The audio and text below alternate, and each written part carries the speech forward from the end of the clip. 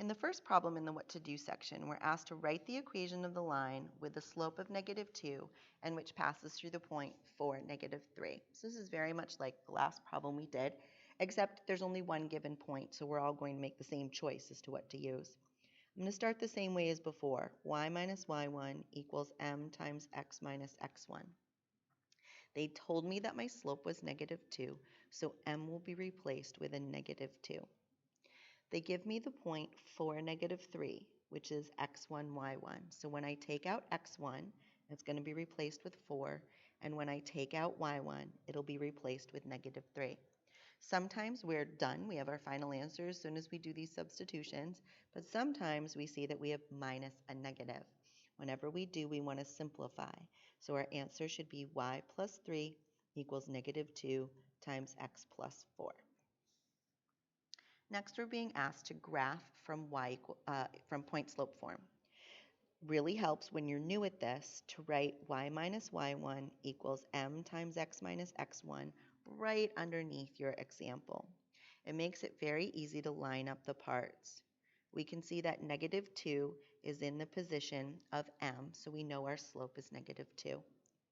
We can see that 3 is in the position of y1, so we can see that our y value will be +3. But when we look over here at the x's, we see that our signs don't match. Notice this is a plus and this is a minus, so we've got a problem for matching it up. Remember in the previous problem when we had y minus -3 and we said minus and negative is really plus. Well, we can also go backwards. We can say x plus 1 is the same as x minus -1. So we're sort of undoing that simplification. Now my signs match up, and I can see that my x value is that -1. -1 is in the position of x1. So my slope is -2, or -2 over 1, so I remember that goes down 2 and right 1. And my x1, y1, the point where I'm going to start graphing, is the point -1, +3. So on my graph, I go to -1, +3. I follow my slope down 2 over 1, remembering to go all the way across the graph. When I draw my line, I'm going to make it nice and straight with arrows on the ends. We're going to label the point we started from, -1, 3, and then you can pick any other point along the line to label. On this particular graph, we can actually see the y-intercept quite clearly, so it might not be a bad idea to choose that point to label. Finally, we're given a table of values showing us something from a situation, so let's read the problem. The table shows the altitude of a hot air balloon during its linear descent. So when they tell us that it's a linear descent, we know that it's lowering down at a constant rate. So that means it has a slope. What is the equation in slope-intercept form that gives the balloon's altitude at any time? Okay, the balloon's altitude at any time, that's what it gives us. That's our y value or our output. The input is the time. How long has the balloon been descending? Well, if I want to have this equation, I can use my point slope form. Y minus y1 equals m times x minus x1. I have lots of point options in the table, right? I've got the point 10, 640. I have the point 30, 590. I have the point 70, 490. And I have the point 90, 440. So 4 different students could choose 4 different points to put into the problem. Personally, I would choose the smallest values. So I'm going to put, well, I can choose smallest for x. I guess I can't really choose smallest for y as well. So I'm going to put 640 in for y.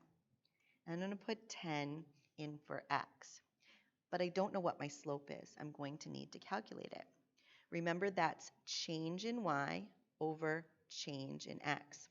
So if I look at this change in y, that's going to give me 590 minus 640. Remember, the balloon is going down. And my change in x is 30 minus 10. I have to be consistent with my order.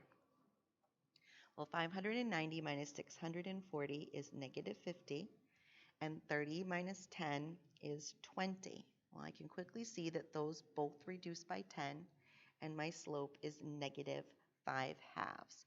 So we're losing 5 meters of altitude for every 2 seconds that pass. So I can now take out that m and replace negative 5 halves. So that's my equation in point slope form. But notice they're being sneaky here. This whole note sheet is about point slope form, and suddenly they're asking for an equation in slope intercept form. That's y equals mx plus b. So we have a little bit more work to do here. We have some choices as to how to clear that fraction. You could distribute, which wouldn't be too bad because that 10 is going to be divisible by that 2. Or you could choose to clear the fraction, which also isn't too bad. We could choose to multiply both sides by 2.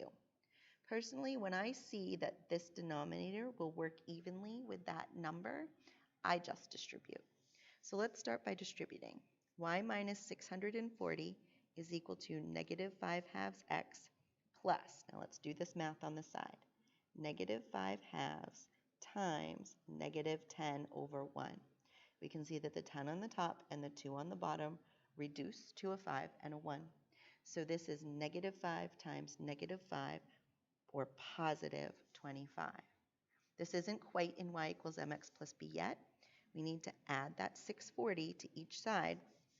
So y is equal to negative 5 halves x plus 665. So this is the final answer.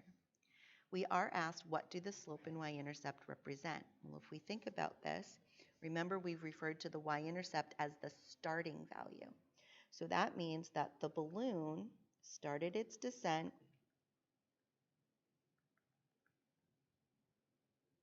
at 665 meters. Now, it may have been higher than that at some point during its flight, but when it started its descent, it was at 665 meters. And then our slope is the rate. I sort of mentioned this when we calculated change in y over change in x. This balloon is going to go down 5 meters of altitude for every 2 seconds. Because remember, y is in meters and x is in seconds. So when we have negative 5 meters in 2 seconds, that's the rate at which the balloon is descending.